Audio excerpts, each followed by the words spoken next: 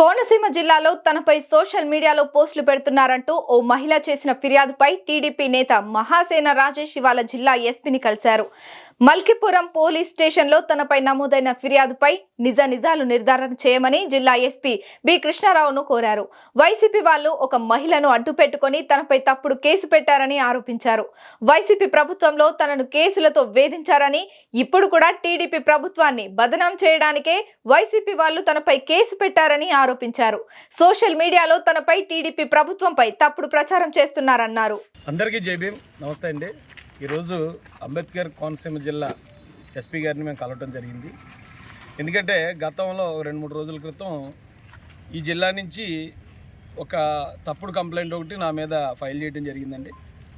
తెలుగుదేశం రాష్ట్ర అధికార ప్రతినిధి మీద కేసు నమోదు అని కొన్ని యూట్యూబ్ ఛానల్స్, కొన్ని ఛానల్స్ దాన్ని మా పార్టీకి వ్యతిరేకంగా ప్రచారం చేయడం జరిగింది. చంద్రబాబు నాయుడు గారు ఏదో రాజేష్ మహాసేన్ని వాడుకుని వదిలేశారన్నట్టు, ఆయన మీద కేసు నమోదు చేయించారన్నట్టు తప్పుడు ప్రచారం చేస్తున్నారు.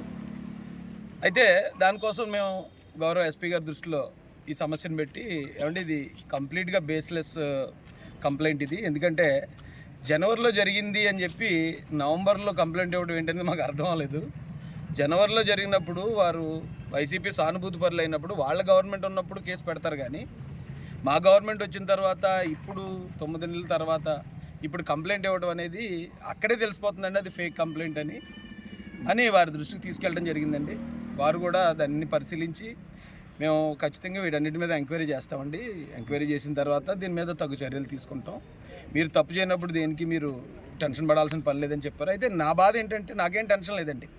నా మీద జగన్ గారు 30 కేసులు పెట్టారు, అప్పుడే టెన్షన్ పడినండి. ఇంకో కేసు నిండా ములుగునుడికి చలే ఉంటుంది. అయితే ఇప్పుడు నా మీద కేసు పెట్టి నా పార్టీని బదనాం చేయడానికి ట్రై చేస్తున్నారు, ఆ పార్టీ మీద బ్యాట్ తీసుకెళ్ళడానికి ట్రై చేస్తున్నారు అనేదే నా బాధ తప్ప ఇలాంటి తప్పుడు కేసులు ఇంకో 100 కేసులన్నా భరిస్తాను నేను. ఎందుకంటే కోర్టు మీద నాకు నమ్మకం ఉంది. ఆయన పెట్టిన 30 కేసుల్లో దాదాపు 15 నుంచి 16 కేసులు ఆల్రెడీ కోర్టు వారు తీసేశారు. తప్పుడు కేసులు అవన్నీ అన్నీ కొట్టేశారు, ఒకటి మిగతా కూడా అయిపోతున్నాయి. ఇలాంటి తప్పుడు కేసులు ఎన్ని వచ్చినా ఫేస్ చేస్తాను. కాకపోతే ఈ పరిస్థితులు అంటే గతంలో వైసీపీ గవర్నమెంట్ ఉన్నప్పుడు కేసులు అవమానాలు భరించి, ఇప్పుడు మా గవర్నమెంట్ ఉన్నప్పుడు కూడా మహిళలను అడ్డు పెట్టుకుని మా మీద ఇలా కేసులు పెట్టి ఇబ్బంది పెట్టడం అనేది కాస్త బాధ అనిపించింది. ఆ విషయాన్నే పెద్ద దృష్టికి, ఎస్పీ గారి దృష్టికి తీసుకెళ్ళడం జరిగిందండి.